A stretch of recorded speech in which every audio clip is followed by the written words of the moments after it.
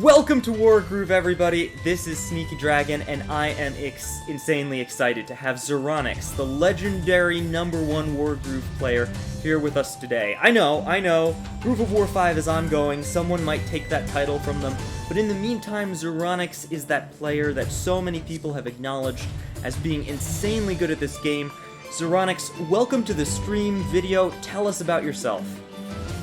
Hi, thanks Sneaky. Great to be here. I'm a longtime player of Wargroove. I started playing about a year ago when the game first released.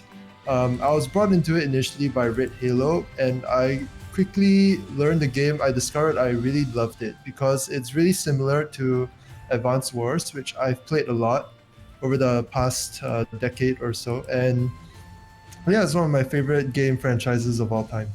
And I did win Groove of War 2. The scene at the time wasn't that big, and there were some obvious balance problems, but it was still an enjoyable experience for me and many people involved. Yeah, after several month hiatus, I've rejoined the scene recently in time for Groove of War 5. In that time, the meta has changed a lot. There's been a balance patch. Lots of new players have joined the scene, and they're all really strong too, really strong players. So yeah, we're participating in Groove of War 5 now, and I'm really looking forward to all the games I'll get to play against these new folks. Awesome. So let's talk about strategy. Zeronix, and for those viewers, I've mentioned this in my Champions video, I recommend checking it out. You have a very unique playstyle. You are one of the most aggressive players in Wargroove. In fact, among the top players, we have a couple defensive players, one neutral player. You're really the only champion that's known for being mostly aggressive. Tell us about your strategy in your aggressive playstyle and why some of the other top champions are more defensive. Right, yeah. So I think this comes down to the nature of Wargroove as a game. See, in Wargroove, you have a fixed number of units, and usually you can't really increase the number of units you have every turn. Most maps, you'll have 2 barracks, an airport, and that's pretty standard for competitive play. So getting ahead on unit count is really good, and conversely, being behind in unit count is pretty bad. And when you're aggressive, that means you make more attacks, which puts you ahead in overall unit count. And if you can do this in a way that the opponent can't punish, you'll put yourself really ahead in unit count, and you can just snowball the game from there. So that's why I tend to be quite aggressive.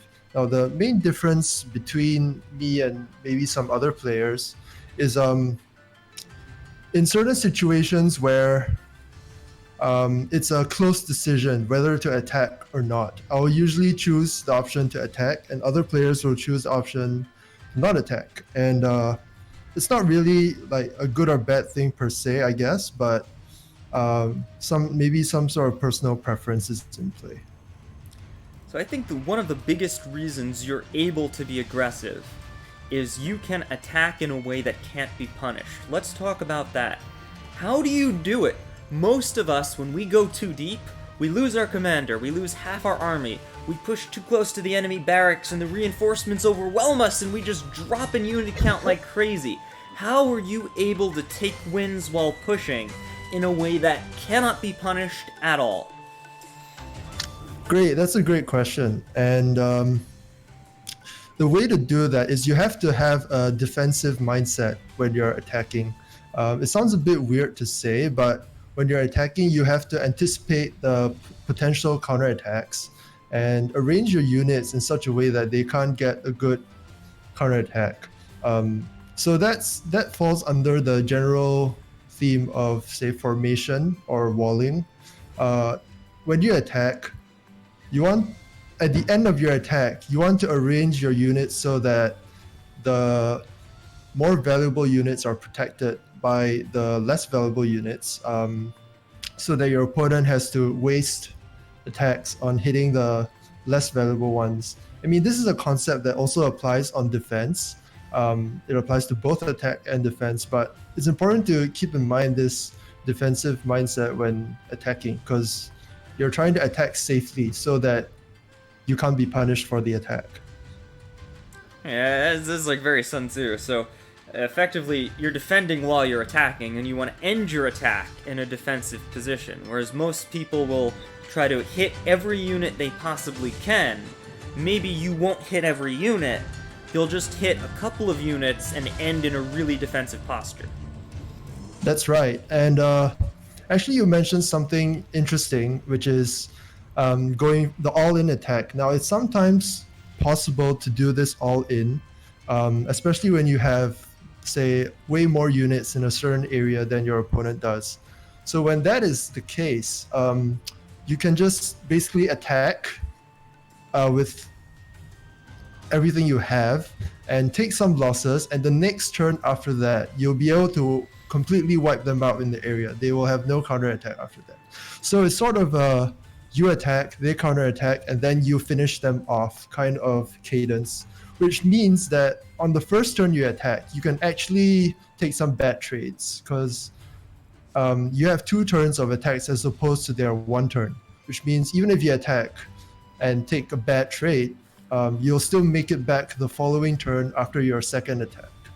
It's the thing that a lot of people should keep in mind when attacking. So if you're about even, you want to take small trades and end in a defensive posture. But if you have a really big positional advantage on one part of the map, an all-in, even if you take some punishment, can be very good, because even if they equal you in damage, you'll still be ahead because you get a second turn of attacking everything there, and you'll ultimately rout them. That makes a lot of sense. Yeah, and one part of overall strategy is knowing how to send your troops to the right place, like how to reposition your forces so that you can always achieve this, what I call a local superiority in force, or basically just have more stuff in one place than your opponent, and that gives you the ability to be extremely aggressive and they can't really punish you for it. Now, while all this makes a lot of sense in theory, Zeronix, in practice, a lot of players do try to do these tactics. I've tried using them against you, and have not been able to at all. It always seems like you're able to take a trade off me, and I can't stop you from going in on me in opposition. So I think there's definitely a lot of skill and calculation involved. But overall, this is great advice. Would you mind putting it into practice for us? Sure. Yeah, let's do a game if you want. Alright, so what I'm thinking is, we'll do a game on the most classic of maps, CAFO, also known as Candle's Keep. Let's do the official version, Candle's Keep. And I'm gonna play against you, but you're gonna help me beat you. Or rather, you're gonna give me advice and tell me what your strategy is, what you're thinking as you're fighting me. And then I'm gonna tell you how I'm gonna move, and you tell me what I'm doing wrong. So this way, effectively, you're really playing against yourself with me as an intermediary, and I'm learning the Zeronix way. How does that sound? Alright, that sounds great. Maybe you can set up the game. This map is a really old map. I don't have it in my downloads. Yep. We're playing on the official version. I think everybody has it, but I'm sending you the code right now. Because CAFO was actually put into the quick play rotation as Candle's Keep. Oh, that's right. That's right. Yeah, they added a bunch of competitive maps. One of mine included, so I should know that. I guess I forgot. Oh, which one of yours was added? I'm pretty sure it's like one of the first competitive maps I ever made. It was originally called Titan's Cradle. I don't know what it's called now. Right. Yeah, I've seen that one. That's the one with like the merfolk around the sides. Yeah. Alright, I sent you the code. Right, give me a minute. I'll randomly select with my eyes closed which one I am. My eyes were closed. I actually don't know which one I am. Let's lock in a commander. I feel like playing the twins. Feels like a twins day. Let's face it, the twins are just fun. All right. I guess I will try out Dark Mercia. I haven't played her much. After talking a bit of Alsame, I agreed to try her out more, so this is where we are. Yeah, Alsame's been a big proponent of Dark Mercia. Alright, I think this is a good commander matchup, pretty even. So what I'm gonna do, Zeronix, is I'm gonna open Standard, put my knight in place to crit the gate, and just capture this village on top. What do you think about that? I am actually extremely unfamiliar with the opening theory for this map because I did not play it that much. Yeah, so can't advise you much on these opening turns, but critting the gate seems important because you'll probably want to use the CO to clean it up and get some groove or something. Okay. Alright, so even better, since you're not familiar with the opening theory, how are you gonna move? Don't just move, explain why you're doing, what you're thinking, what you're, like, calculating. Yeah, sure. Okay, so in the opening, the goal is generally to get an income lead, and I will be trying to get efficient capture chains, rather. That means if you build a soldier from a Rex, you generally want to path them in a way that they can make consecutive captures on every turn. Most maps will design so that this is not possible, but generally you can still get like one capture every other turn or something like that, because you want to capture every village that belongs to you as quickly as possible so as to maximize the amount of money you have to spend. And that's the main goal in the capture phase. The other main goal in the capture phase is to be able to farm whatever groove you can farm off of free kills or easy decaps. And on this map, it looks like there are a couple of villages on the left side which may or may not fall into this category. Yeah, so what I'll probably do with the commander is first get this neutral village and then send the commander towards the left to pick up some villages. Alright. Now, while Zeronix is moving, I will say that that advice is actually pretty standard. If you're a beginner, it'll definitely help you out. But I'm gonna try to get out of Zeronix the more higher level stuff. Because every competitive player knows general theory, you know. Get the free decaps, charge groove, chain villages. You obviously want to capture as many villages as possible. But what makes Zeronix very interesting when they open is that they can figure a map out in the opening pads quicker than most people. Like, I was practicing open season with them, and they were able to figure out crazy capture paths I didn't even consider in just a few games. So another factor to keep in mind is, what else are you thinking, Zeronix? Okay, so I've just built a balloon, and the reason I did that was I saw that around my racks there are no immediate neutral villages that I can really capture. So other than unit count, it's not that important to get a sort out so early. The balloon here will help me get the commander to the left side of the map as quickly as possible, which is important for getting the decaps over here. This may or may not be a good move depending on what you have prepared, but hopefully it's fine. Yeah. Now I am going to say, for those watching, that Zeronix is skipping a Rax build to do this. And additionally, yes, I am. No one has ever turn one ballooned on this map in the history of this map. And it scares the hell out of me looking at it. Like, oh my goodness, Zeronix might have just come up with a completely new way to play this map. But we'll find out. I am going to use the standard refined way of opening on this map that players have been using all this time for, like, I don't know, a year or something. And we'll see how it stacks up to something that Zeronix just kind of thought up in a few minutes.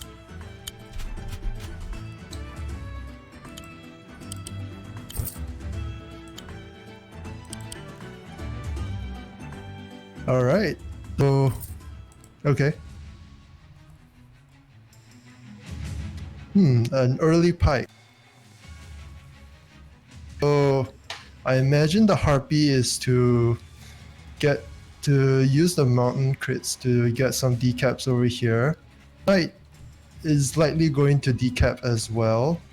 And the commander is going to get this last neutral village over there. Okay, that's a pretty respectable. Let's see. So I'm you going to start continue your with turn by figuring out what I'm gonna do on my turn. Yeah. In this case, it's pretty easy to see what your capture phase plan is.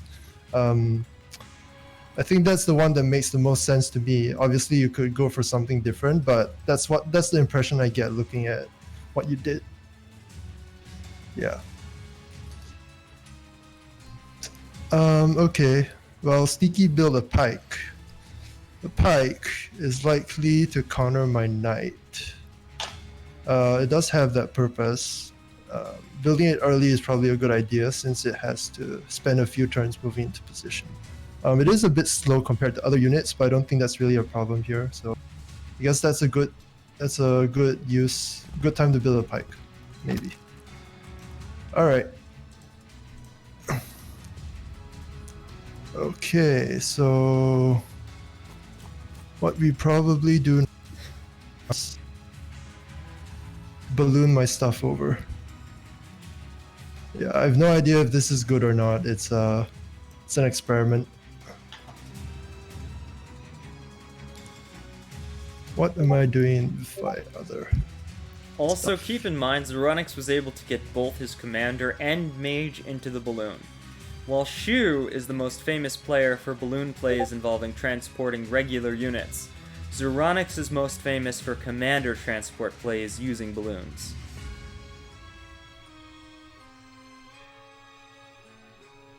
Okay, so I set my commander down to be able to get 2 decaps in the following turns. Seems pretty nice. Or I could go for 1 decap and a cap, depending on how the rest of the capture phase plays out. So there's some flexibility there.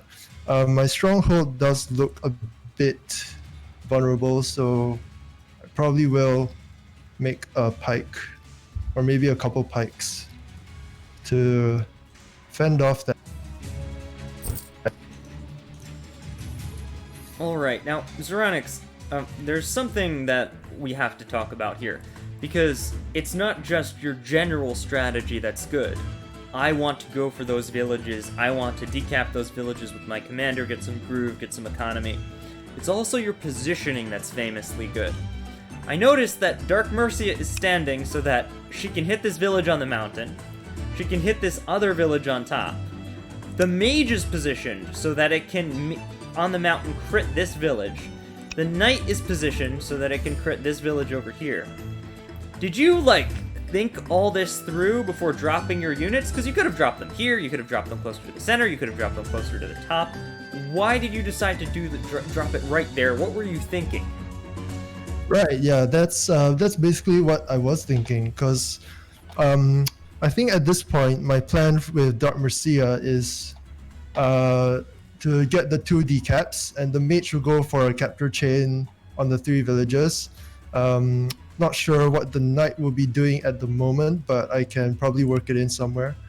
And yeah, the knight might decap, or it might try to pressure center if somehow the center becomes a problem in some way, like if you take up aggressive positioning there. Actually, looking back on it, what I could have done was to not hit the knight not hit the gate with the knight. I could have positioned it 1 tile further away so that it could crit this central village, and that would have been kind of valuable because it's at full health, and there's actually no need to crit this 4 health village in the top left here. So possibly that was, although I actually couldn't have done it from where I was previously, so maybe it's not such a misplay after all. Yeah, so that's what I was thinking in terms of positioning. This positioning also has some flexibility. in that I can easily get my units to do different things if I have to respond in a different way to what you do on your. Right, because you could easily balloon everything to defend your stronghold to the center. You could balloon it near my stronghold, something I need to watch out for. Actually, that balloon positioning, I just noticed, you're being sneaky. You could drop Dark Mercia and the Mage on the 2 mountains near my stronghold if you really wanted to. I could. I generally think that's not going to work if you defend it well, but who knows? Yeah, we'll see. Right. So I now need to worry about that shenanigan happening. Yikes, and I don't have a balloon like Zero does for my commander. So, you know, all these things that we've got to think about.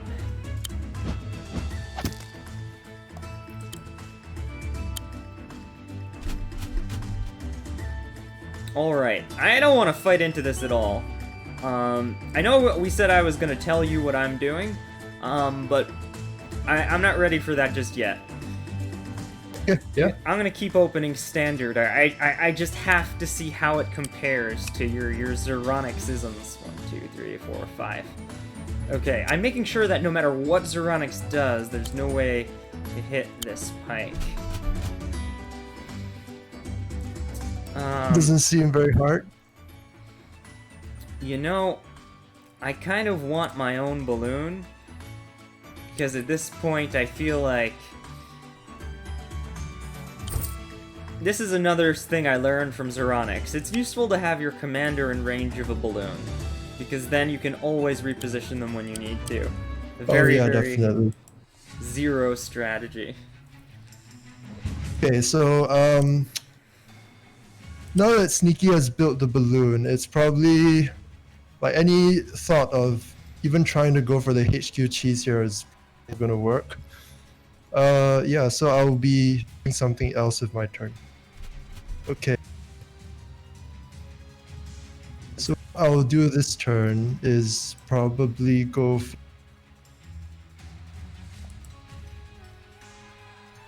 We'll use the knight. Oh, Zero, you cut out just a little bit. Would you mind saying that again? Oh yeah, sure. So now that you built the balloon, I think it's impossible to do anything really about involving attacking your stronghold. So I'm just going to get my decaps, start capture chaining with the mage, and yeah, and do other generally good stuff. So this turn, to counter the harpy and balloon, I'll be building a witch and a sword. It turns out that I have enough money for that. I did not really plan that out, but it's nice that it works.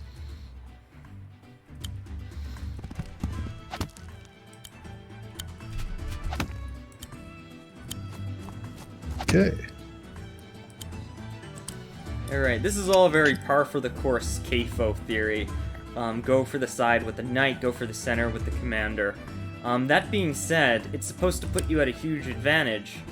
I don't think I'm at a huge advantage. I think this game has been pretty even. 1, 2, 3, 4. Smack there.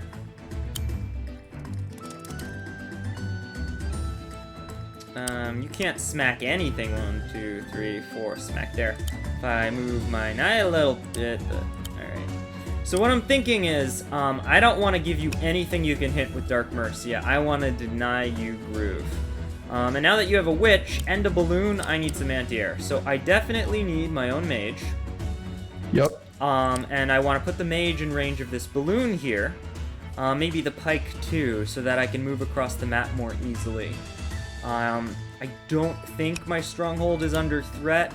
Right now, if you go for it, I could hit you with the harpy and punish witch counter maybe with my mage. I'm not sure though. So I probably want to use my balloon to block off one side of the HQ to prevent you from doing that. Move the pike a little bit closer towards the balloon out of your range, move the mage there, and then both of them are in balloon range. What do you think about this strategy, Zeronix? Well, I'm not in your stream, so I can't really see that, but generally blocking off the HQ sounds like a good idea. And the the thing you mentioned about having the freshly built units within range of the balloon is definitely a good idea, because that helps you position them aggressively more quickly. And that's actually a lot of the game, like aggressively positioning your units so that you can take whatever opportunities you happen to be offered. 1, 2, 3, 4, 5, 6. Another thing I might want to do is, in case you decide to capture that village lazily, I might want to be able to hit it with my pike. So what I'm gonna do is move my pike a step back and shield it with the balloon so Dark Mercy can't hit it, just in case you capture that village kind of lazily, and then I can smack it back down. Right. Also, since right now I don't really have an answer for that witch, but I'm gonna be aggressive with my harpy anyway, because I feel like that could be strong here.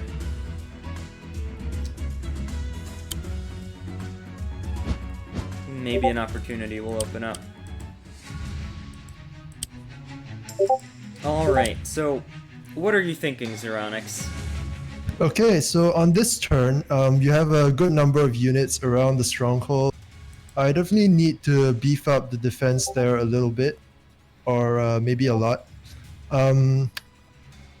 Generally, I think I'm ahead on capturing, because my units are in better position to capture these villages I've just decapped, and you're not in position to really capture that yet. So I think I am doing well on eco, and you are at this time maybe a little bit behind on eco. Not a lot behind, but maybe a little bit. So my main priority for this turn will be probably to bunch up around my racks and not let you position anything too aggressively there. Yeah. Okay, so probably we'll bring the knight back to the center. That could be useful. I'm not sure if I was supposed to do that. Maybe not. I don't know. Okay. So we will do that with the mage.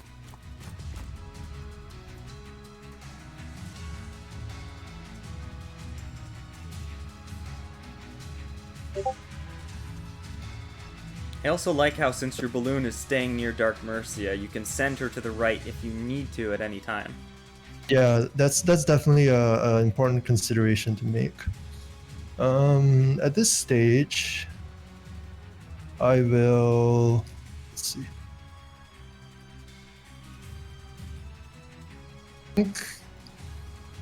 I think there's no real risk of balloon cheese at the moment. So I'll do that with the balloon. Dark Mercia will capture from in front of the village to prevent the pike decap immediately. This witch will go center. Unfortunately, can't prevent twins from getting onto a mountain this turn, but hopefully it doesn't matter. Okay, and what I will be doing now is position the witch nice and centrally. I think the harpy can't do too much to it, or it will get destroyed on counterattack. And we will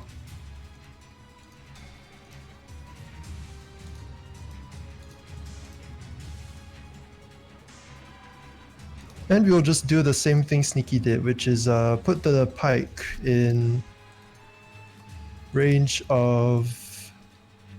decap range of the neutral village there. Yeah, and okay, I think this is all right for me. We can defend the stronghold if we have to, and we're probably ahead on eco. So that's one of the two things checked. Oh, but Sneaky is ahead on groove slightly. Okay, so I will need to pay attention. Not to let him charge it too early. Okay, now I have two options available to me. I could retreat, hit this gate, and immediately have groove. Or I could position my commander very aggressively, capture this village, I'm gonna capture this village either way, and Zeronix doesn't have anything that can decap it this turn. He does, however, have the ability to, through a combination of units, take this center village away from me, and then continue towards the center. So I gotta consider what I want to do here. Additionally, Dark Mercy is positioned so she could smack my Stronghold if I completely flee from it.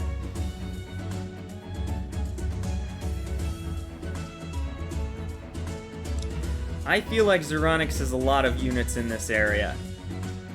So I can go forward, I can go back and hit this. I could, like, balloon everything right here and put the pike there so only the knight could hit it, and the mage here. And then just, like, stand twins on the mountain, go in with this pike, and then, I don't know.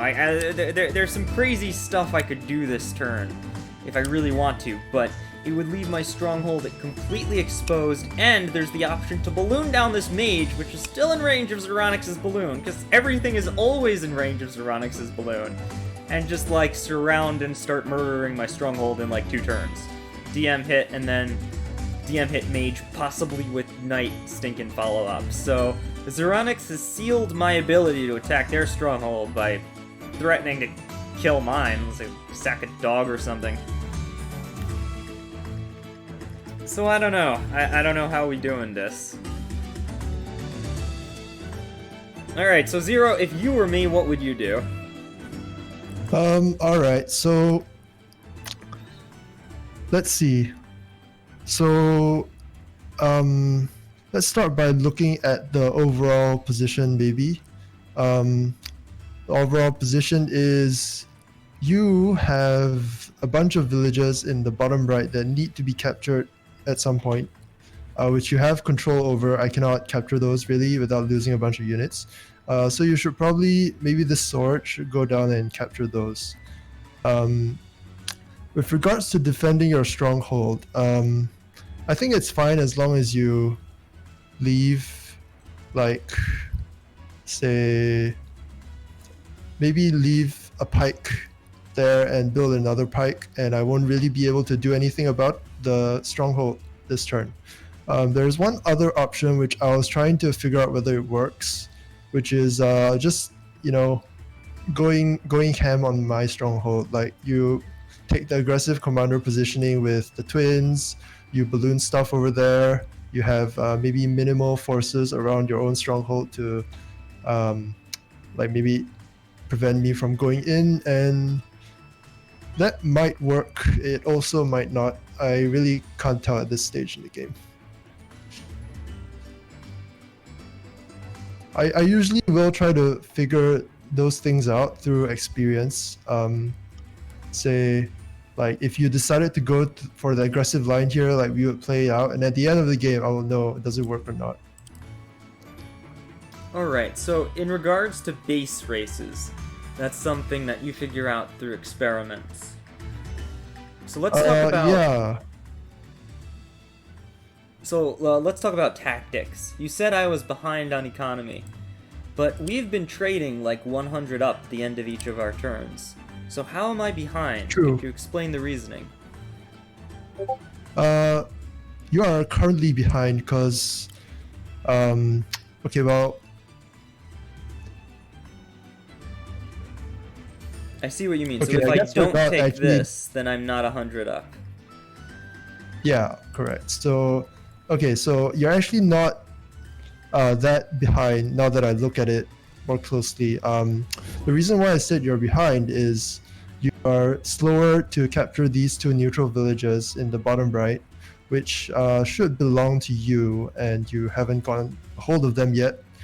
Whereas I have captured all those in the top left. So, assuming that I regain control over the center, like I decap your village over here, I will then be, like, we will then be equal, but you'll be 2 behind, 2 villages slower than I am.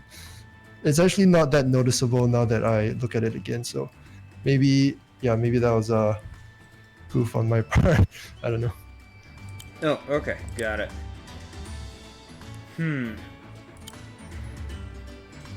Alright, well, my knight isn't doing me a ton of good right here. And you recommended that I should get economy, maybe put my commander aggressive. One thing that I was thinking was maybe just get Twins Fire and then try for some kind of shenanigans, but your position kind of stops me from doing that because you have units in front of your stronghold on this side. You got units over here. I can't really put Twins Fire anywhere that would prevent you from, like, attacking me. Okay, so, well, it's not a bad option, and it's always nice to have the threats. So if you go for that, you'll definitely have the huge threat of being able to plant fire around the stronghold, and then you'll have a knight and possibly more units that will be able to hit it. So that could be a good option for you to do, especially since you're the twins.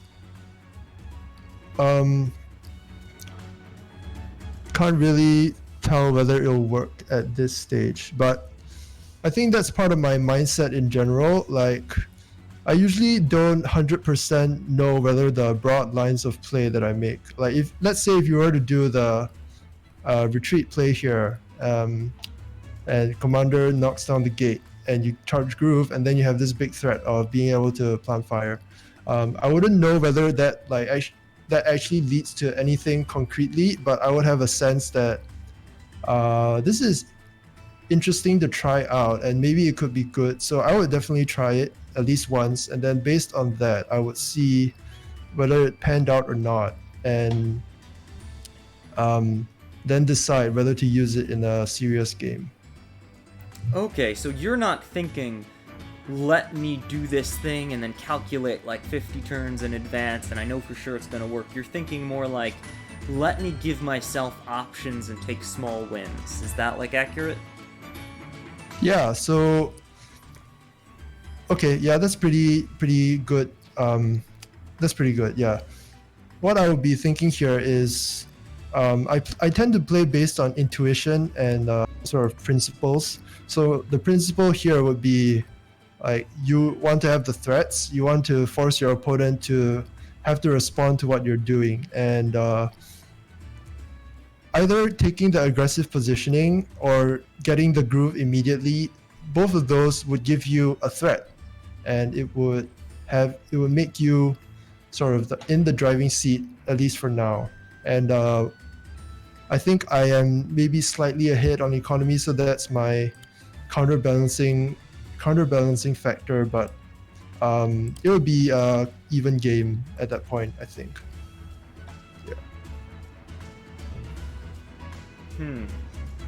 Okay. In that case, I'm going to try this. I'm going to do this just to try to give myself a little bit of an advantage here.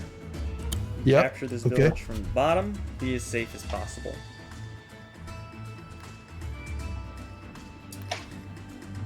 Now, I don't think I can stop you from taking this middle village with Knight DM, unless I do something that would threaten off the knight here. Right. Which could require me to sacrifice my dog if I don't want DM to be able to hit the stronghold this turn. But I'll have fire, which is an option. Alright, well... So you could definitely consider just, like, ballooning your stuff to the center, placing it on these well-defended forests, and yeah, something like what you're probably going to do now. Yeah, that is what I'm thinking. I want to get the mage nice and close to zone out that witch, and I want to put the pike there too. There we go. You can hit my stronghold, I can't stop that, but I'm going to build a really aggressive knight. Maybe punish that a little bit, and bring my own knight back, so let's see, 1, 2, 3, 4, 5, 6. I can't really crit that tile. 1, 2, 3, 4, 5, 6. Here. so I can get some threats in place. And I don't think you would risk going in on, like, my dog in this situation where I could, like, kill your escape or something. Yep. So yeah, one thing I noticed that on the previous turn, it was actually possible for me to move a knight above this village that DM just capped, and then it would be within crit range of your stronghold, and that might have, and it will also be in crit range of the center village over there. So that's possibly something I should have done instead of moving it to the center where it's not really doing anything. And you have a pike anyway to prevent it from getting in your face, as it were. So that's definitely something I should have considered before I made this move. Anyway. Okay. So now that Dark Mercia, or sorry, now that the twins have their groove, there's no reason not to go for safe captures anymore. Normally, if the enemy commander doesn't have their groove yet, you do want to go for safe captures, or frontline captures, so that you can get, or sorry, you do not want to go for those because they will get easy decaps and they will charge the groove quicker. But now that Sneaky has charged his groove, I think I'll just capture this village with the sword. Yep. Okay, so we're doing okay on economy. I think I will opt to get an aggressive position with Dark Mercia. And that entails... What does it entail? I want to be able to knock out one and maybe two of these center villages over here, and I do need to defend against Twins Fire anyway. So I will be probably hitting this village. I do have to think, will I be safe if I do that? Probably, if I move my other units correctly. Okay.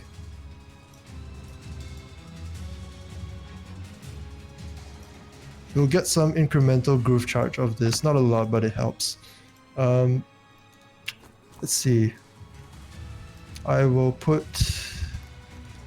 So we will put our... We'll put our mage where it can't be hit by enemy dog or pike or knight. It's in the balloon. So the place that satisfies those requirements is over here maybe. Yeah.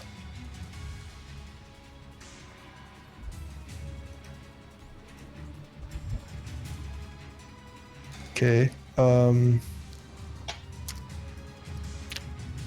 We do want to move the pike to the center to possibly take control over some center villages next turn.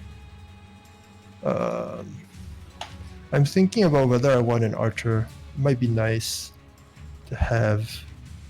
But then again, unit count would also be nice. So possibly I would go for a harpy and a... Especially since Sneaky built a second knight. Okay, I'm going for a harpy.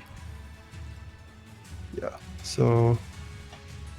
Thought process there was mainly to try to counter this second knight that Sneaky has just developed. If we can force out mages from Sneaky, that will leave him less money for anti-air of his own, which could be really good. Okay, so what we're going to do next, I think with the leftover money, we can buy a dog. Yeah.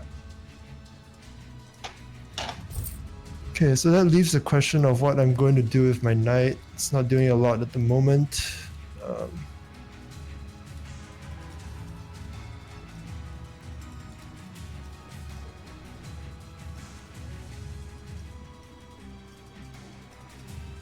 Maybe I just put it... Yeah.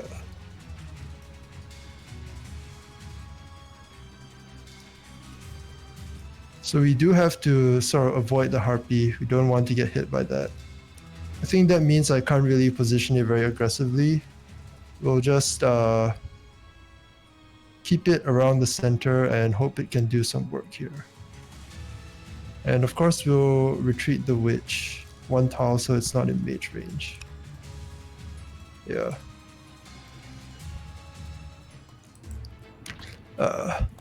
Okay. How is this for you so far? I'm not very used to vocalizing my thoughts like this. Like I would just make the moves without thinking about it too much.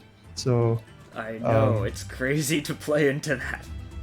Like, where did this come from? Why can't I do anything? So what's interesting is general theory about this map is you should take the center. That it'll give you such an econ advantage that the sides don't matter. But your early balloon shenanigans have given you effectively the sides, and you're now threatening the center. I think part of it is I'm the twins, and so my my strategy for attacking is a little bit weird. But still, I don't know what to do to this.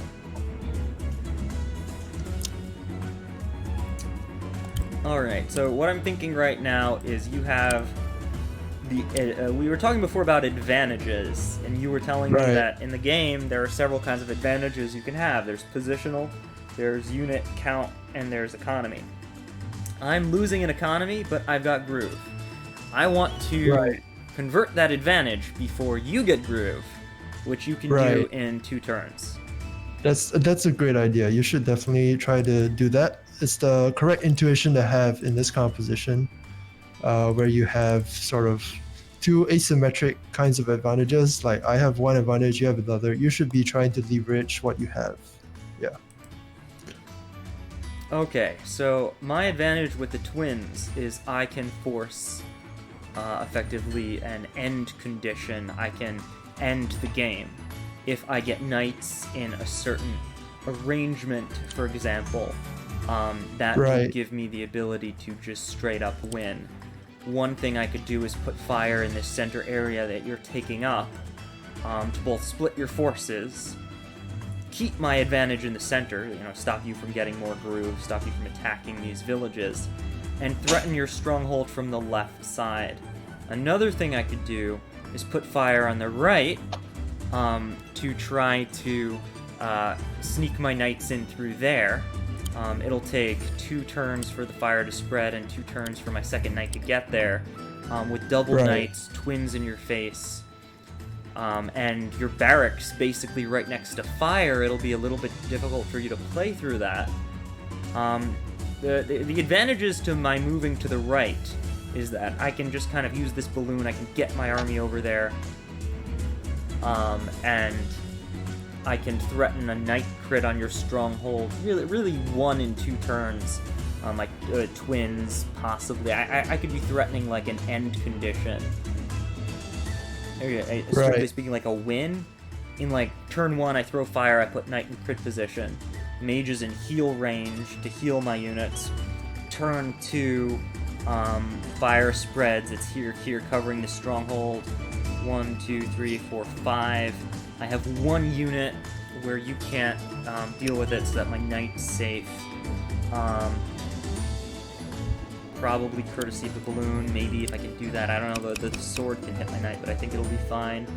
And then try to end the game with, like, twins knight that very turn.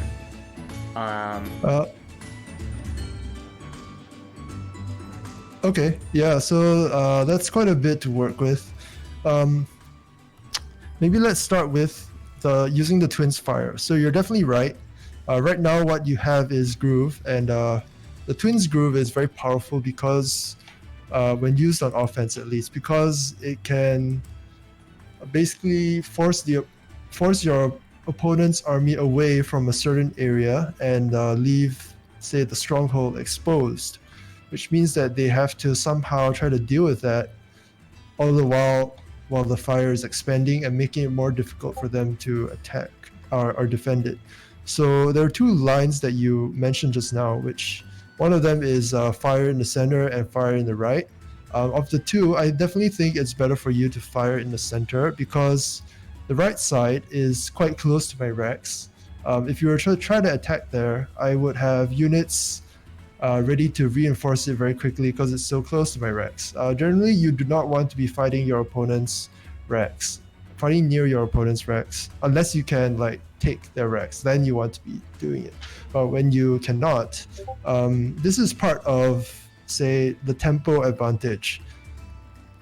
Like in Wargroove, your resources start off as gold, and then you buy units of them, and the units do things.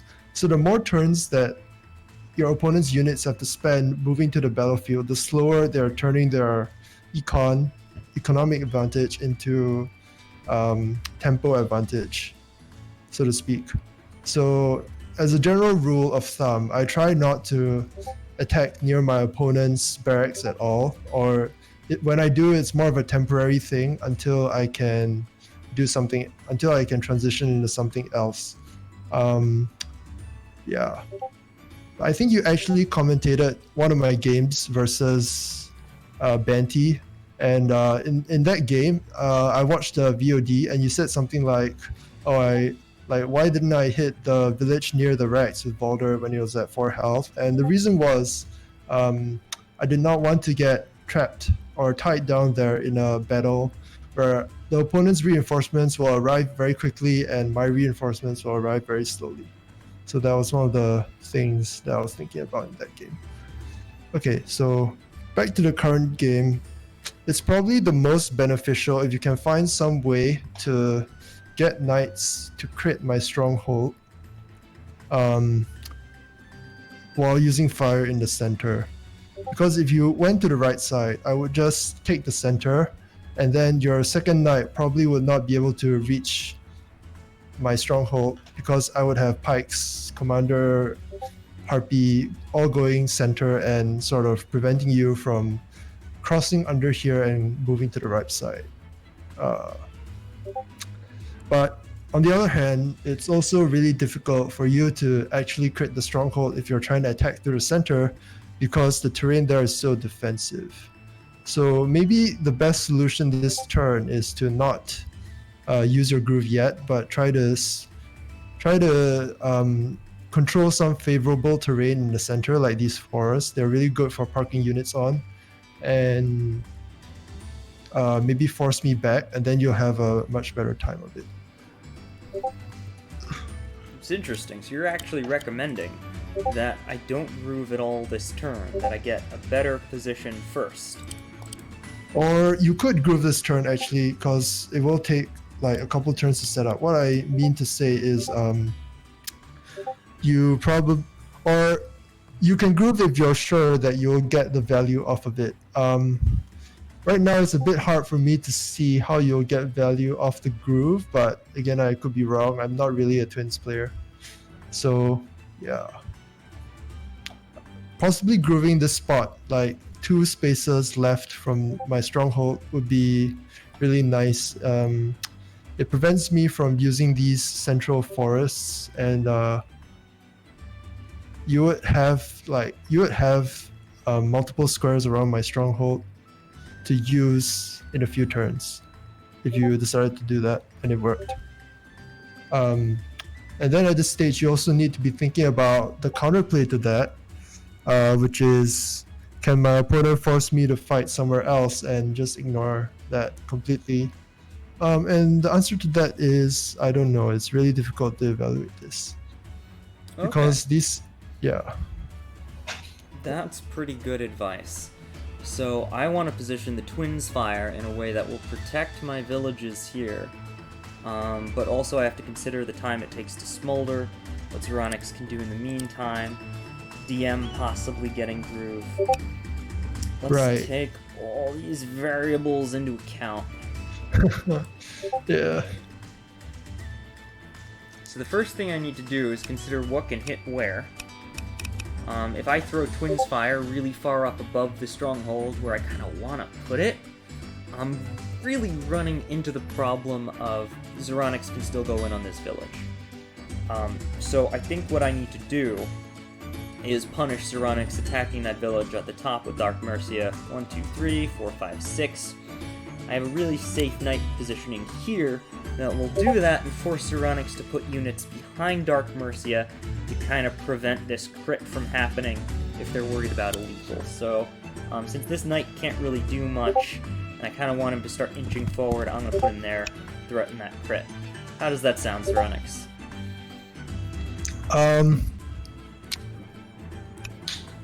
Oh, okay. So the response to that would be I would just hit from the forest instead, or the mountain. So to make this play work, you would need to make sure I can't do either of those things either. Like, whether I can hit that central village from the central forest, or I can climb to the mountain and hit it. Probably the central forest is better for me at the moment, based on the current board state, but there are still a few things you can do to prevent that, maybe. One of which is to either place fire there or to occupy it yourself with a friendly unit. Well, I can't occupy it because you'll kill it if I do. Right, yeah, so the only unit that you could put there that would be sort of tanky enough would be the commander, but that's a bit of an exposed place to put the commander. So overall, I think this knight position probably wasn't that great because maybe you didn't take into account the possibility to hit from the forest. So something you could have done was, instead of the knight being where it is right now, you could have moved it 2 spaces higher, and it would be in position to crit me if I hit from the forest. And then I would have to do what you said, which is put units behind Dark Mercia to stop any attempt at a knight crit. And you might have been worried about either Dark Mercia or the knight moving across to hit that knight, but you could have prevented it with either the harpy or the balloon.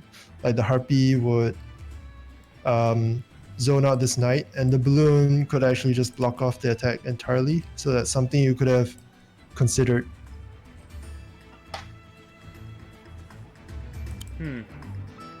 That makes a lot of sense.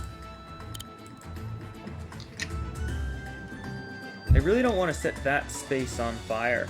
It doesn't help me really to do that.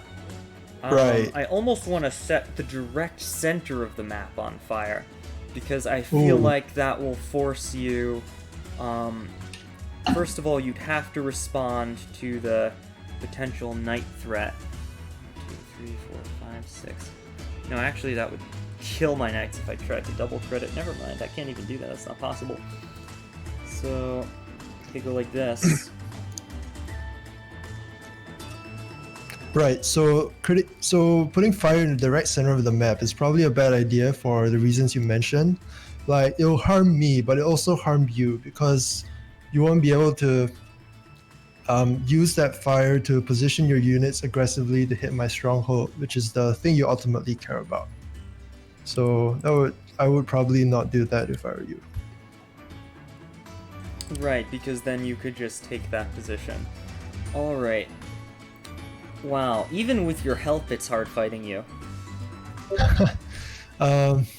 So, well, you know my playstyle is generally I like to be ahead on economy, and you're behind on economy. So in such a situation, my first instinct would be, how do I get ahead on economy? But it's a bit hard to tell you how to do that at the moment, because you don't have many units that can help you with that. Yeah. Alright. I'm just going to go ahead and take my turn. I think we've talked a lot about the strategies involved here and kind of how you think. Right. And apparently my biggest weakness is I'm already behind on economy. You see, most people wouldn't be able to defend what I did. Most people, I could just go to the center and I'd win. One problem is that the twins are kind of a stall breaker, and you have a lot of repositioning famous to your aggressive strategy that makes it difficult for me to stall break you. Another problem is that you took the side villages with something I've never seen before, like a T1 balloon. And that really gave you an economic lead that I just don't know how to deal with. So, alright, I'm gonna go ahead and take my turn. So one thing you maybe could consider would be like trying to retake these villages in the top left, but maybe that would be too slow as well, because then I would just get the center and your position would probably collapse after that. So yeah, I can't really recommend that. Yeah.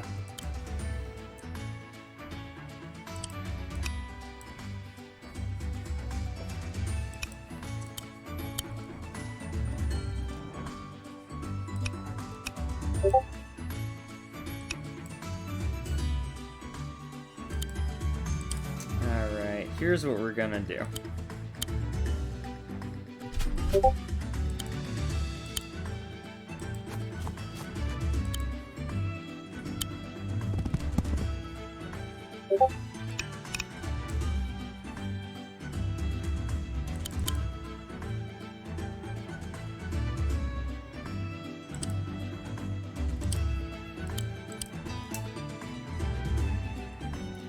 Taking Zeronix's advice, I don't think the fire helps me this turn. I want to try to control the center with my commander, and maybe give my knights a little bit more time to get into position. But I need to fire soon, or I'm just wasting it, and Dark Mercy is gonna get Groove. Maybe I should have used it, maybe not, I'm not entirely sure. Looking at my own positioning, I'm thinking now, yeah, maybe I should have used it. But we'll see how it shakes.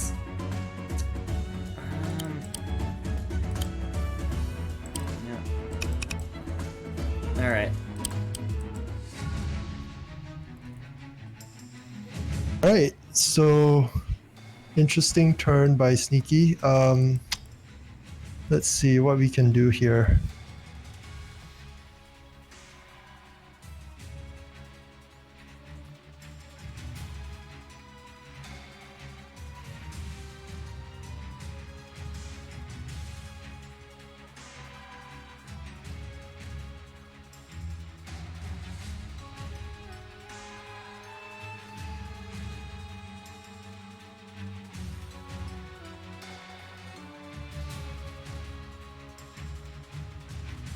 Okay, so I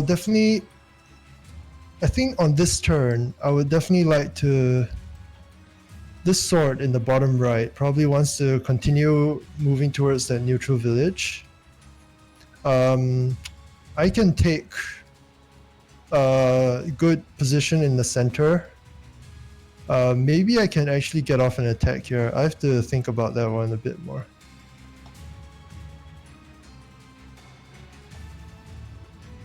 It's a bit risky, this attack in the center.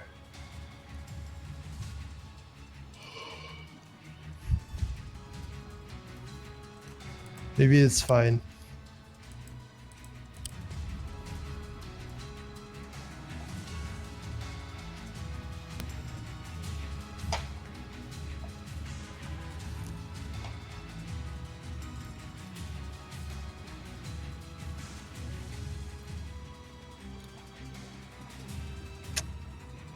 Okay, this might be a bit iffy, but I think I'll just try it. I don't think I can die if I do it. And if it works, the payoff is incredible. So, yeah. Let's see.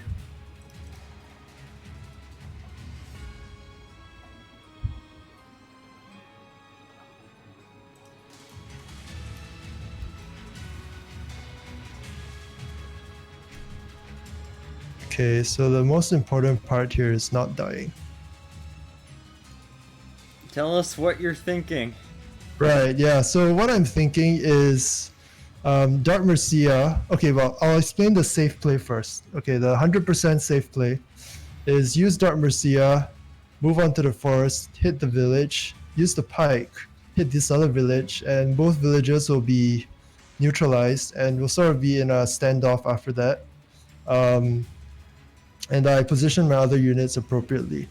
Okay, so now the risky play that I'm considering is Dark Mercia hits the pike in the center. It will go down to about, say, 45 health or so. I can actually Witch Hex before I do that, which might be interesting as well. I'm trying to figure out whether I can die for that. So I think I can't really die for it. And if you do attack me after that, wait, no, I won't have Groove. Oh, that's a flaw in my plans. Okay, does that mean I don't do it?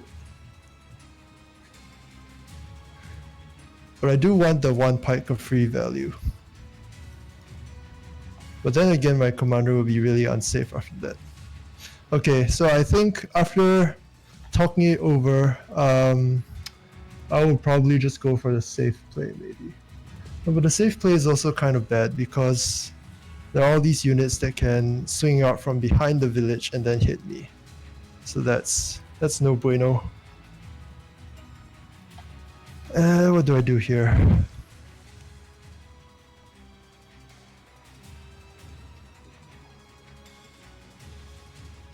With Zeronix's help, we're almost sort of not exactly losing against Zeronix. Just a little bit. Just a little bit.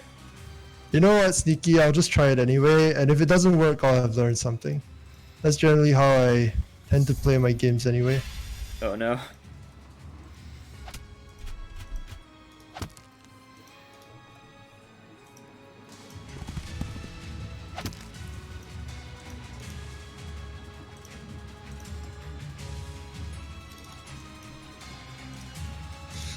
Do I need to mage heal?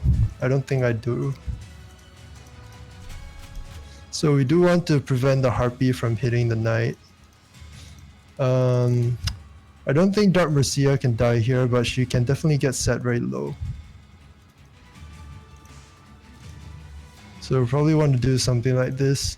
And I think this is really what I was talking about when I said I have a aggressive playstyle. Or what you were talking about, rather. Because most players might have done this relatively safer play here, but I want to try to get every possible bit of advantage I can get in a position without getting punished for it. And this is maybe an example of that. It might turn out to be too greedy. I can't really say for sure, but based on my intuition, I think this will work. Okay, and we will get a second mage for the healing. Probably, where do we put our mage? Here maybe, and bring the Harpy in. Okay. That was the quintessential Zeronix play right there. So Zeronix could have gotten like a 2-turn groove by decapping this with DM.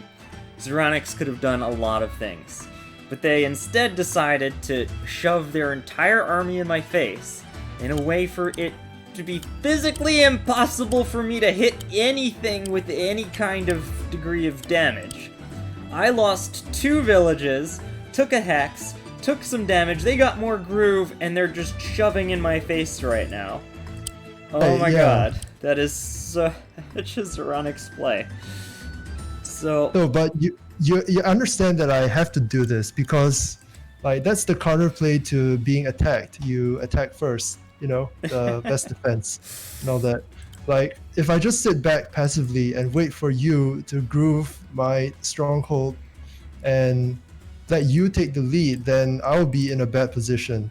But by doing this aggressive play, I think I can either I will force you to use your groove, which is a big win for me, or you will have less stuff to attack me later on. And I'll get some stuff, I'll get some freebies now, which will help me later on to defend against the big threat of Twins Groove on Stronghold. okay, so I can't hit anything.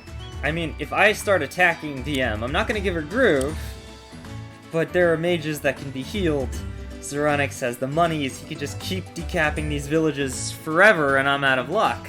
There's nothing I can do right now, which is rather frustrating, so I've got no choice but to use Groove.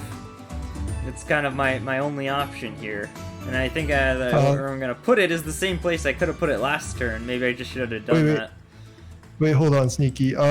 Before you do anything concrete, you should check whether you have lethal. I was like trying to... Oh, you did? Yeah, no, I don't. Mage will crit for 37, because I'm gonna heal it with my other mage. The pike I'm also gonna heal, and it suicides, I think cleanly dealing like 7 damage to you. So 7, 37, followed by twins, which are gonna deal like, given the terrain and everything. In fact, they're at 95, 40-ish. I can't use my 6-sword suicide because I'm blocking myself. There's no way to do it. So 40 plus 37, that's 77, plus another 7, it's 85. You're 7 off. There's nothing I can do. Right, okay. Yeah, it's good to check it before you make any moves. Oh yeah, you know me. I'm always checking whether or not I can lethal you. Okay, maybe that's better advice for myself, because I tend to not do that. You noticed I missed lethal in one of my tourney games early on. I'm not sure if I saw that one, though I do remember the last game we played, where there was that thing with the commander on road and such. Yeah. Oh yeah. Definitely, I remember that too. That was a interesting game. I maintain you could have beaten me anyway. Alright, let's see. I think I got a groove. I can't kill you. Your position is ready to run me over. Right.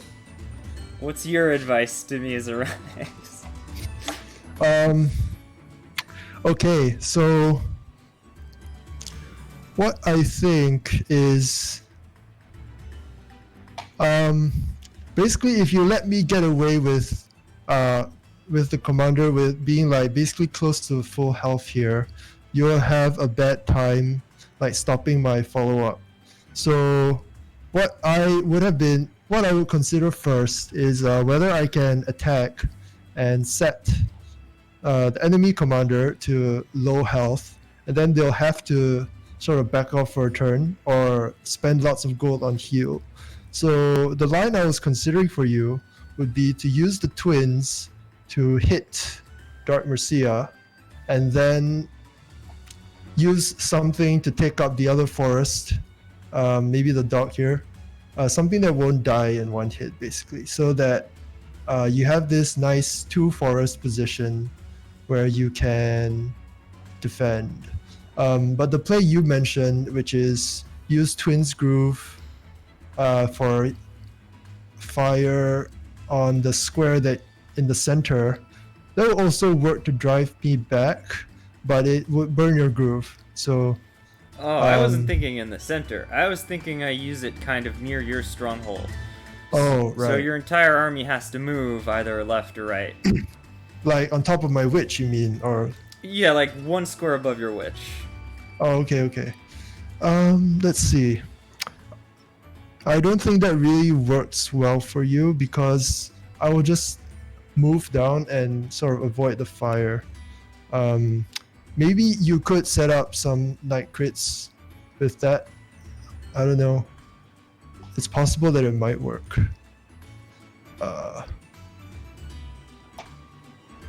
Yeah, but because the Twins Groove is medium charge, and you should definitely try to sort of make sure you can convert off the groove before you actually use the groove, because if you can't convert off the groove, it's like you have no groove. Right. Escape. So I'm thinking that your Econ advantage against me is really high. The first thing I want to do is fix it, like you were talking about. So I'm gonna decap this village, even though my dog will get a little bit hurt. Okay. Now, unfortunately, that means my mage can't cap it this turn. There's no way around that. So I'm gonna push my mage as forward as I can to act as a threat here. Sure. All right. One of the reasons I'm doing this is, like I said, I'm probably gonna groove, and I don't want you to move to the left. Okay. Right. Yeah. It's a good general plan, I think. Yeah. Well, you do also have to kind of stay in the center, because once I break through the center, it's your stronghold immediately behind that. Yup, I was considering that. I also want to be careful not to give you groove, because I know with you and that balloon, your DM could just fly away no matter where I put fire. So, Right. capturing either of these center villages would be really risky for me right now. I'm not going to get to keep it, and you'll be able to deal with it. And I could always decap it with the twins later. So I don't want to do that. Yeah. So.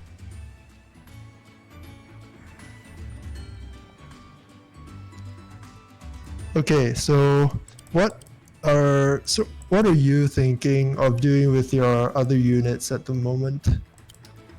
Well, I'm thinking that your knight and your pike are in a really annoying positions, because they zone me from being able to do anything, and because you have witch mage, my air units are not blockers. Right. Yeah, So I'm that's a thinking good sense to have. I definitely need to keep my sword where it is, even if I'm not capping this village, so you can't, like, go around and just murder me without balloon usage. Well, I would do that with the dog, because the dog can go around and hit you. Well, I've already used the dog to decap the village. Maybe I should use the mage for that, but I want the mage healthy because you have so many dang air units. No, what I mean is, if you kept the sword there as it is right now, my dog would come up and kill the dog. Oh, you're come up right. and kill us. You're right. So you can wrap around me no matter what. Ah.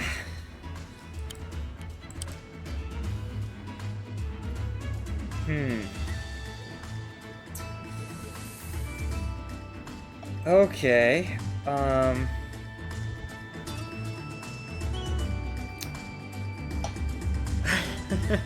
I can't think of a single good way to do this that doesn't end with me dying horribly in a fire.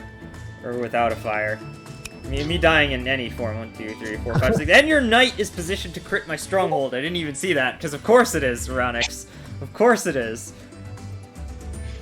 So, yeah. I have to cap gonna- this village and lose my sword, or you take my stronghold.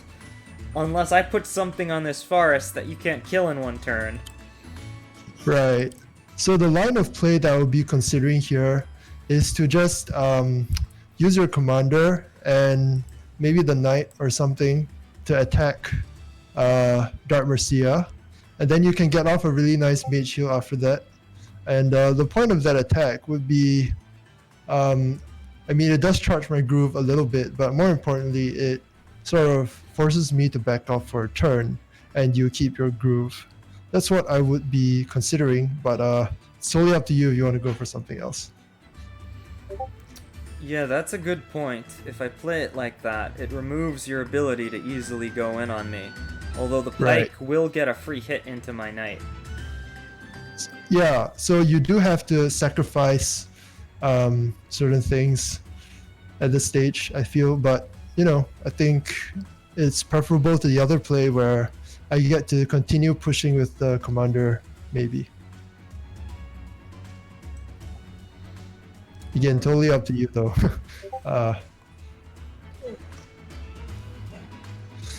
Hmm.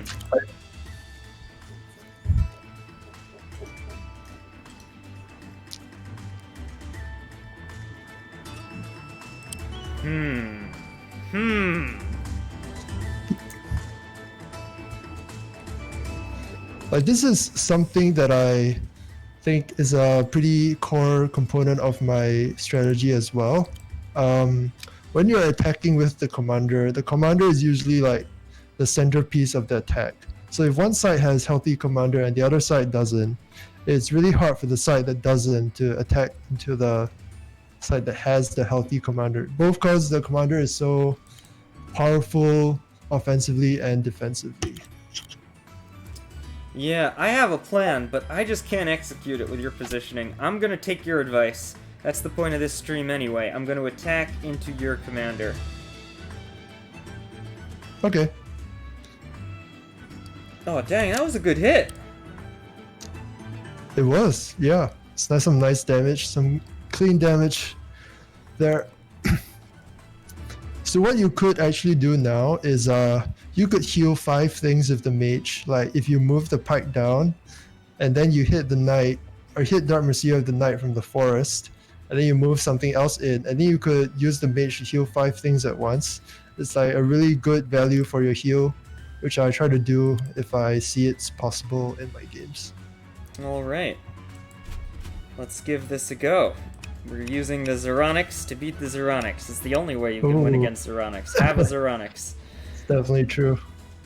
Okay, so this witch is kind of bothering me. Because the second I move my mage, I don't know how that's all gonna shake, but we'll see. Oh, yeah. I want to heal after, and then... Alright, so I gotta move the harpy first, so that the sword can stand there and get the heal. Right.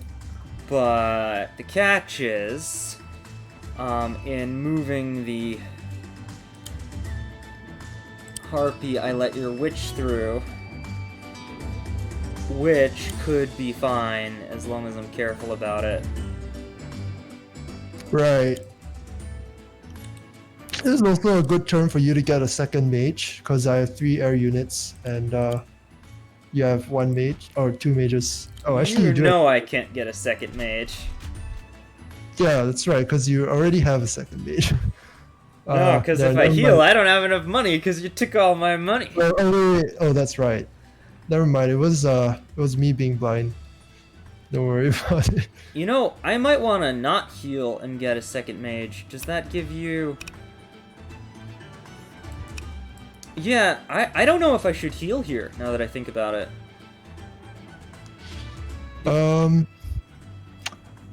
Well, I think 2 mages against 3 air units is okay. It's not great, but it's also not terrible. Like, here's the thing, you're gonna kill my knight. I can't stop you from killing my knight. That's true. That's true. If you really want to, Witch Hex Pike crit, it's going down even full health on Forest, I think. Let's see. What would that do? Alright, so Pike crit into Knight is about 105. Witch Hex... No, it lives with 1%. So I can stop you from killing my Knight.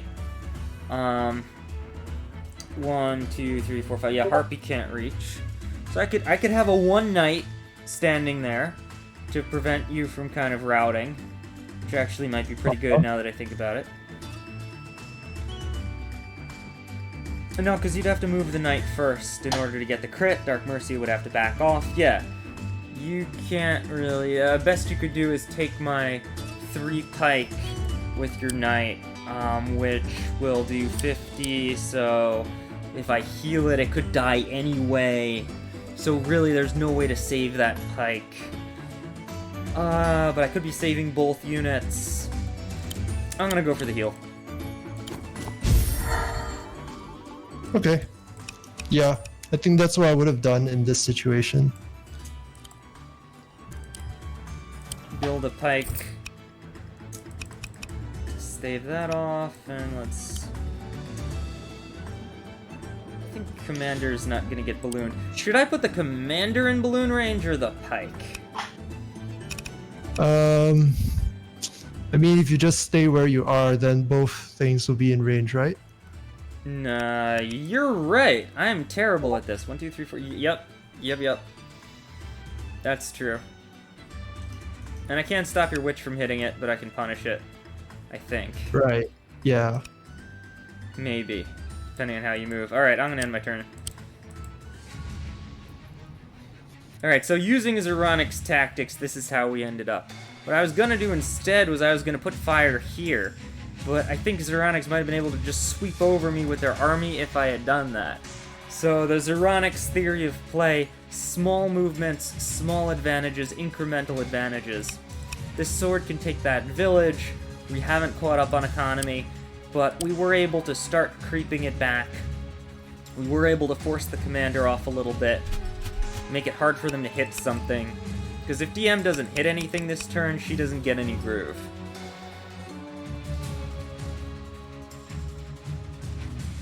Not bad. I think if I was gonna fire, I would have had to have fired the previous turn. I think that would have been necessary. Right, yeah.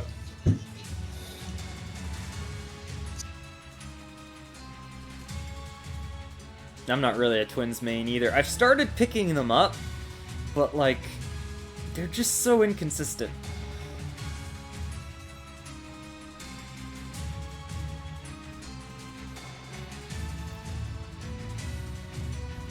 Yeah, it's really hard to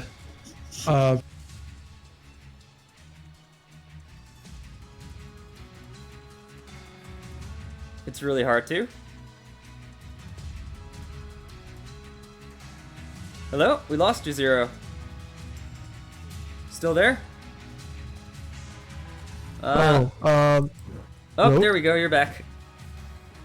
Oh yeah, like I said, it's usually really hard to, or it can be really hard to get value off of the Twins group, just cause like you need to be able to convert it. Essentially, you have to be able to use the rest of your army in a way that they'll benefit from the Twins groove. Okay, anyway, I should really shut up and think about what I'm doing here. No, you should keep talking and tell us what you're thinking. Alright. So I would really like to be able to attack this turn. That's what I've been thinking about, whether I can attack and have it make sense in some way. The answer is maybe, and maybe not. So I have to think this through a bit more. Okay. Well, it's no surprise you're thinking about attacking. That's very Zeronix. But how are you thinking about attacking? What's going through your mind that's a bad play? Tell us the bad plays. Okay, so what I'm thinking about is like what I would really like to be able to do this turn is hit the knight, be able to heal Dark Mercia back to close to full health. Maybe pick off some of your other units in the process. Seems like most of those things will be a bit hard to do. Well, but I think I just have to go for it anyway. Because if I go back with Dark Mercia right now, it kind of loses too much, and I can't. Yeah, so I should probably try to go for it.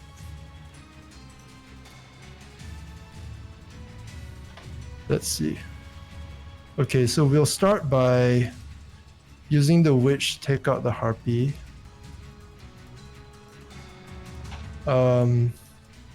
Then we use the knight to take out this pike, which is unorthodox, but I think it'll work here. Now, because you didn't hex me, I think that's going to be a little harder. Ah, it went It is. down. Yeah. Okay, so You we'll use got the the mage roll. That was +3. Yeah. We'll use the mage to capture this so I can reinforce Dark Mercia. You won't be able to get a pike crit now. That's true. That's the dissatisfactory part of what I did. It's the part that yeah. Oh, it's unfortunate, but what can you do about it? Anyway, so the remainder of my turn will be probably ballooning some stuff into play. This dog will prevent this mage from getting hit. Pike and mage probably hop in the balloon. And where do I drop these? Okay, when I drop my mage, I want it to be out of range of that knight. So probably I'll do something like this maybe. It's kind of hard to decide.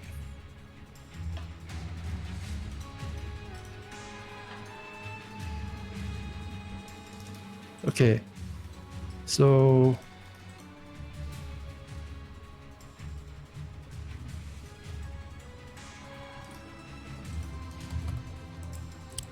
okay, probably this is fine. Tell us what you're not gonna do. Like, what were you just thinking? Maybe I can. No. What was that?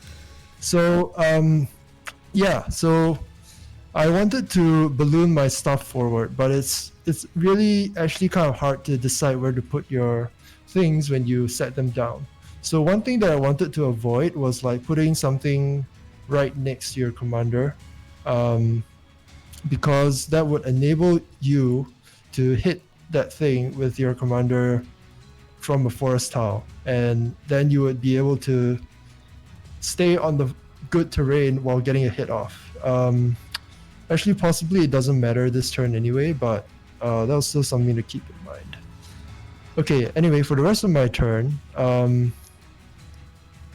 I believe I would like to build another dog.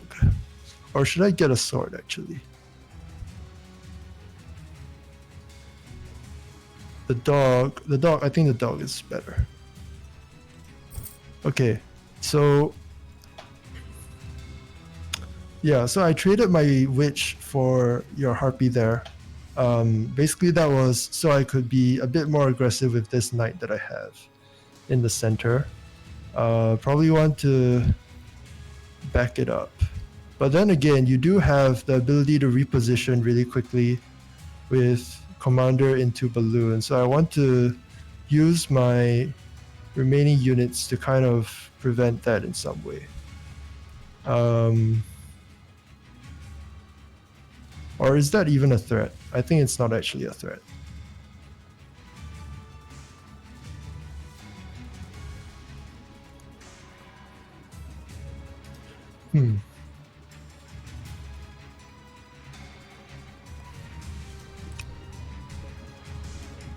Okay, well, we'll see whether this works for you, I guess.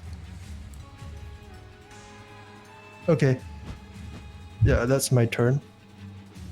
So what I was thinking about just then is this leaves my stronghold a bit exposed because you can just balloon something in, but I think like at the moment it's not really a concern for me because you are being forced to respond to the attack that I just made, which is another benefit of attacking.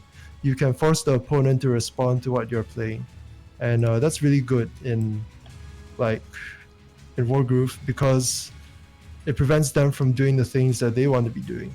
So in general, if you're attacking and you don't lose too much in an attack, you can often get a lot of profit in terms of opportunity cost and shutting down what the opponent wants to be doing on their turn. Okay. So this seems fine. All right. So what I'm immediately thinking is, lol, can I just night crit your stronghold? It'll be an 8 knight with double mage heals, but it's totally possible.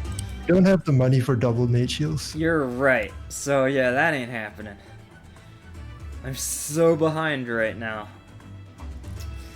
Let's see. I could Twins Fire, reinforce a knight, and try to set up something, and see if my twins can stall long enough to make that work, but I just don't see it happening. You've got too much stuff. Right. So like the dilemma that I presented you with by attacking is either you have to use your commander to attack my units, in which case you're not using the groove that you would have needed in order to get this stronghold attack going, or you have to use the groove and let some of my units live. So it's a freebie for me in the latter case, and in the former case that I prevented you from executing your plan for another turn.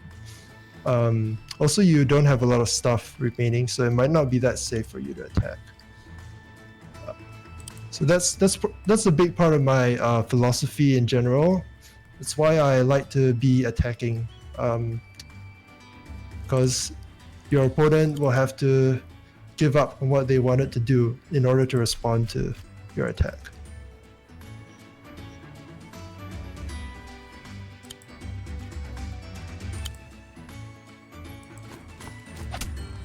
Gonna take out the witch. Right, yeah. You definitely had to do that, I think. I'm really not sure, but it seemed like the right thing to do anyway. Yeah. I mean, you can't just let that live and, you know, have it continue to be annoying, right? Like, I think that's definitely the right call to take out the witch. Alright, now using the philosophy of Zeronix 101, I want to attack in a way that I am defended. Right.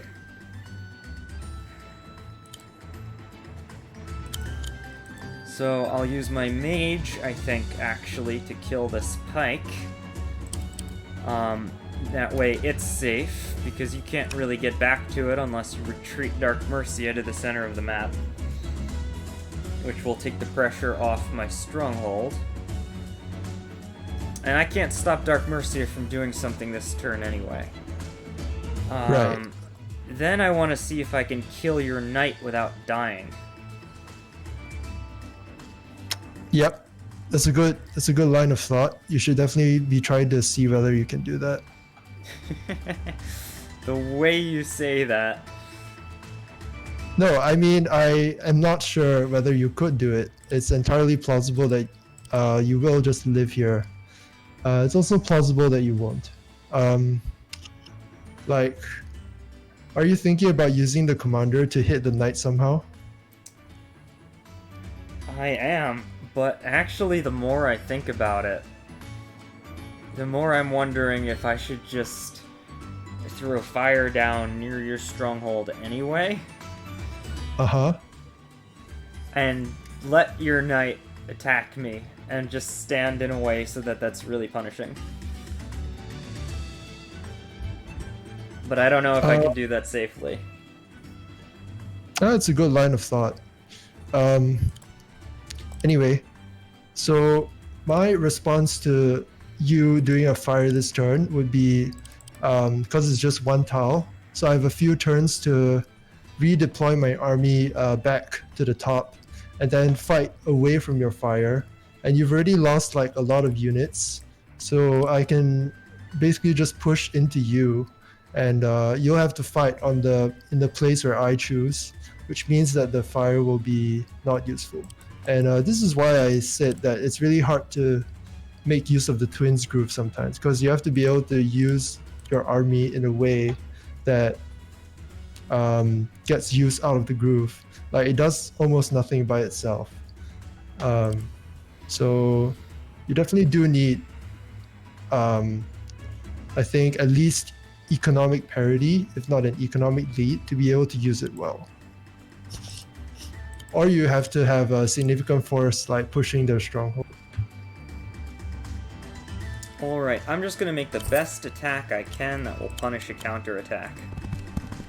Okay. Yeah. Oh, okay, you're just doing it. Alright. Sure.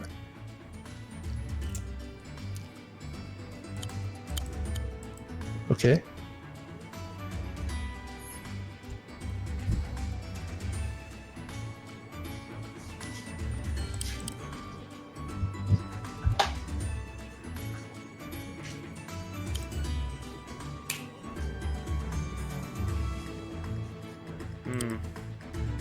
Where do I want this knight?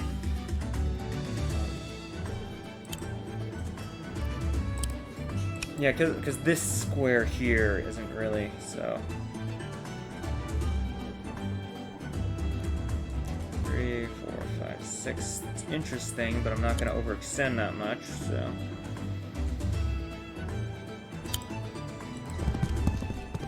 Alright, now I know at least that it will be very difficult for you to hit me. You can definitely do a lot of damage to my stronghold, but you won't be able to take it out. I can use Twins Fire to make that a sure thing. Or I can attack your mage and die! One of those sounds like a better idea than the other. I'm trying to see, actually, 1, 2, 3, 4, 5, 6, if I can kill your dog and not die. Because you've got DM, Knight, not a crit, Harpy, not a crit. I think I live this. And then you just walk into my Stronghold, hit it with Commander Knight. I can punish that a little bit with certain unit formations. Like, I could put my sword here, heal it, you could hit it with Dark Mercia, but then, like, you still have to deal with my Knight, and I could, like, drop a pike here to be really punishing, like, you're not going in on this. To defend against the Knight a little bit. From the school of Zeronix thought, I'm trying to position in a way so that my attack cannot be punished. I think I kill this dog, because even if your mage takes this village, I'm totally screwed. No, wait. Yeah, because then your mage could take this village, then you could smack me with Knight from there, DM from there. And I don't think I can get out of it, because my balloon is all the way over there. So, can I... How much does a Harpy do to a dog? 60, and I'm at 64! Okay, so if I put the dog here and the Harpy kills the dog, I'm still okay. I'm losing a 6 dog to make this play not murder me. Because then it would have to be Harpy and Mage. And then the village isn't captured, so I live. Yep. Seems reasonable. So much thought goes into fighting you! Why is it so hard?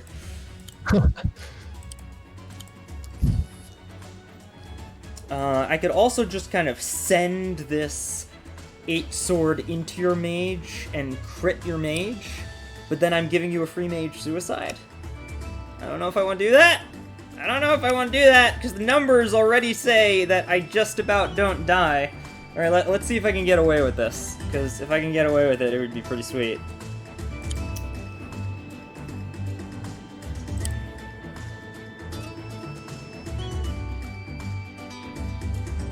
Nah, the numbers say I should not do that. Alright, let's trust the numbers. 1, 2, 3, 4, 5, 6. I'm giving you Groove one way or another. So much time thinking required to beat a Zeronix. Yeah, because 50% mage suicide, how much does Commander do into mage? More than enough for the suicide to be worth it. You do 10 plus 45, which gets reduced to, like, let's say 35, plus another 25, so that's 35, 25, 10, 60, 70, Harp. Oh, I live!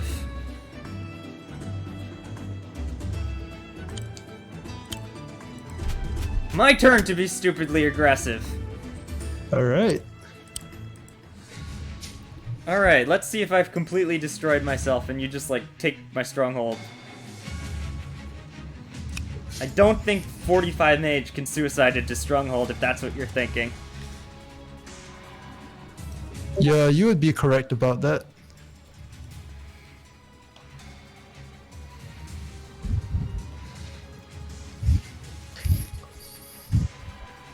So actually, I think my line of play here is just to go for your army and maybe take out this dog, this sword, and this mage, and keep my other stuff alive somehow. Because I think, well, it's possible to try for lethal, but like, it seems very coin flippy and a bit, yeah, it's not worth it basically. So what I would do instead is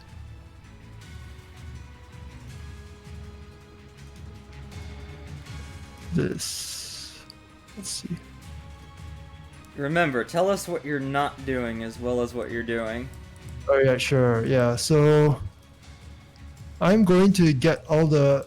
So right now, my assessment of the position. Let's start with that. So you've kind of split up your army to make this thing work. I think that's like kind of a bad idea because now when I attack you in the center, you won't have the counterattack possibility.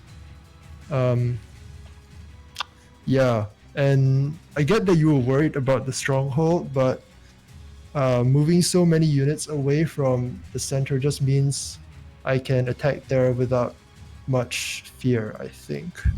So I'm going to do what I think is the correct play here, and we'll see whether it works. Okay, so we are going to hit you. Yeah, all right. Do that. We're going to kill off this mage. Is it a good idea to kill it off, or can I actually keep it around? I think it's not a good. I think we have to kill it off here.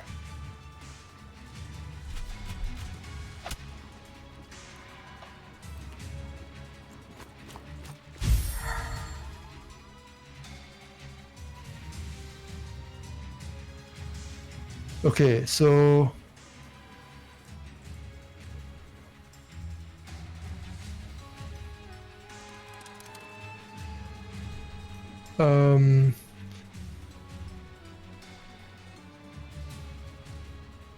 let's see.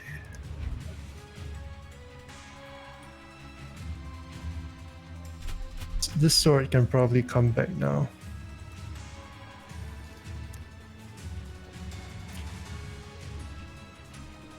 Okay, and we do want another sword probably, as well as the ability to quickly deploy those. So we'll send the balloon back, build the balloon sword.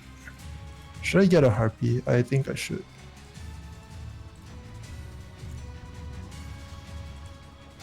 Anyway, I just want to point out the reason why I can make all these attacks and take what might be considered to be bad trades is because I had the eco lead from the start, which is why I think getting ahead in eco is important in most games.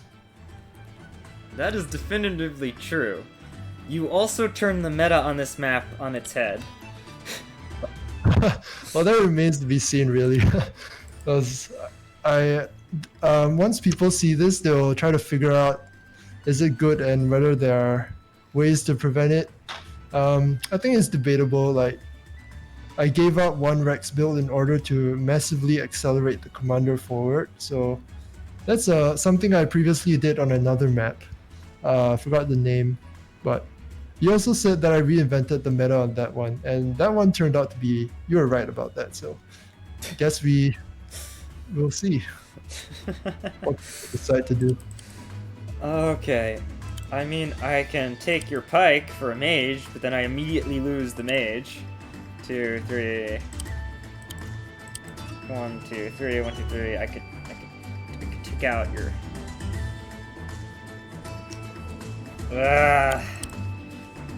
I can't do anything. I think I just lose here. Even if I set up fire, the harpy is prevented from happening. Well, the most sort of resistant line of play here would be to take out the pike with mage and knight, and then take out the knight in the center with knight and commander, and then your commander would end up on the forest tile next to the village, so it'd be pretty safe from there. So that's the play that I think you should do this turn. Yeah. Yeah, I see what you're saying. But then I do have groove, so You I'm have not sure. Groove, you have Harpy, you have several mages. If I do that, I lose my entire army. I don't think you lose your entire army. I mean, the harpy. You should keep in mind this center tile is a flagstone, so the harpy can't cross that tile. That's true. You make a good point. Alright, let's use Zeronix, I guess, to try to beat Zeronix. We'll see if Zeronix can defeat Zeronix.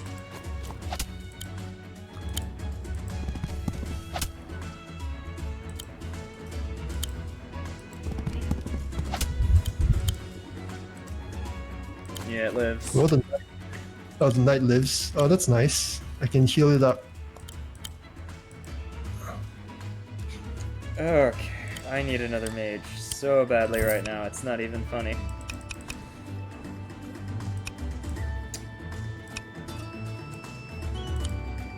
Where do I put this dog?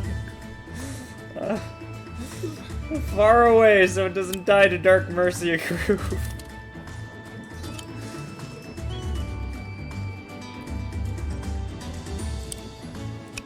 And I need to consider where you're gonna groove. It's either on this forest tile or over here.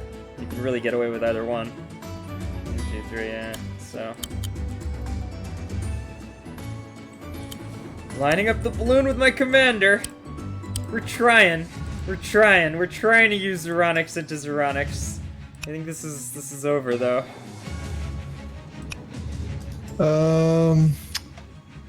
Do I have lethal is the question here. It's the perennial question. You have 30 true, 30, and 25. Oh, wait, the answer is yes. Lethal. I definitely have it. Yeah, okay. Yep. So we are going to... This was your idea! Just kidding. I was dead no matter what. No, but you could have blocked the... You see where I'm going to put my harpy now? You could have blocked that square with the balloon and it would have been fine. Yeah.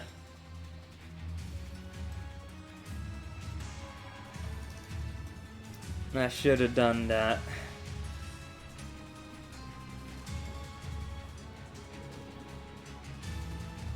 Could I have 1, 2, 3, 4, 5, 6? Yeah. Yeah, that would have worked. I think when you're this far behind, not even Zeronix can help you beat Zeronix.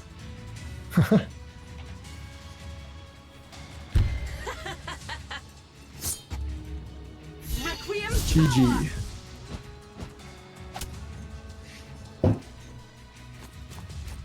GG. It's a really great game. Glad we got to talk about all this kind of stuff that I normally think about but have difficulty putting into words. Oof. I don't know if I'd call that a really great game so much as me getting stomped despite having help, but yeah, for the sake of learning, that was great. It was a great discussion too about like lots of things. I think that was a good showcase of the principles that I try to play by in general. No, yeah, absolutely. And just like your intuition, like, oh, a bunch of low health villages. I need to get over there, like, right now. Let me just build a balloon and shoot my commander over there. Like, no, nobody does a turn 1 balloon on Candle's Keep. Usually people try to walk their commander over there and then they lose the center and have to go back for the Stronghold. Or they do like a turn 2 balloon after building a sword or something. But like, or like a pike to stop the knight from critting like the lower village. But you're like, nah, I can get that village back easy. I'm just gonna balloon my commander all the way over there. Get like tons of free groove, free stronghold aggression. Build an early witch because I can. And it just negates your harpy for like all of the game. And I'm just like, oh my god. Yeah, it's I think it's really important like to maximize your commander in the opening. Like that's the other thing. Like your commander is the most powerful unit you have in the early stages of the game. So you really want them to be doing something meaningful every single turn. And getting them to where they need to be more quickly is a huge part of that. Like this commander tempo is worth a lot, I think. And people tend to undervalue it because they will either use their commander for capturing or they'll delay the healing. And I used to do that too, but recently I think it's really important to just start being aggressive with the commander as soon as possible on a lot of maps.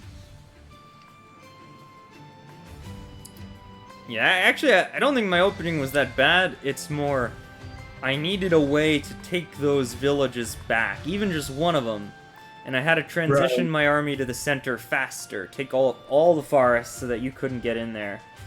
Right. It's definitely true.